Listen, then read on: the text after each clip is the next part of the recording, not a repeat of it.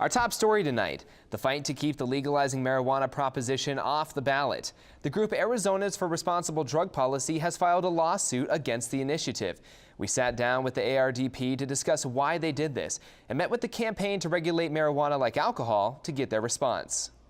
The ARDP does not want the recreational marijuana initiative to make the November ballot. It's 20 pages of law. It's the most wide-sweeping initiative to ever face the Arizona electorate, which will upend decades and decades of settled law. They cite a number of issues that they believe are enough to get the initiative prohibited from the ballot. One of which is that the summary text on the signature sheet does not accurately reflect what the initiative actually says. There is no possible way the entire warp and woof that this initiative impacts on Arizona can be described legitimately within the 100-word petition summary that the proponents have put forward. The campaign to regulate marijuana like alcohol disagrees. The problem is state law says we are limited to 100 words.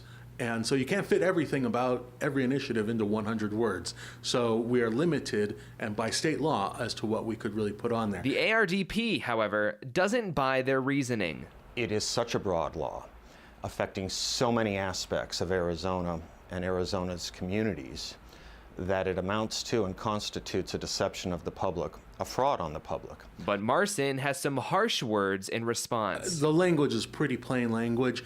I don't think anyone who can read can think that this is fraud or that it's confusing. Maybe they just have to go back to school to read. And moving forward, Marson doesn't anticipate any setbacks or obstacles that will prevent this initiative from being voted on in November. This is a waste of time for the courts, for all the parties involved, and we expect it to be dismissed easily. If the lawsuit fails, the initiative could make its way to the ballot in November, if the signatures are verified. Preliminary polls show this being a tight race, and Marson says to expect both sides to dedicate a lot of money during the campaign leading up to the vote.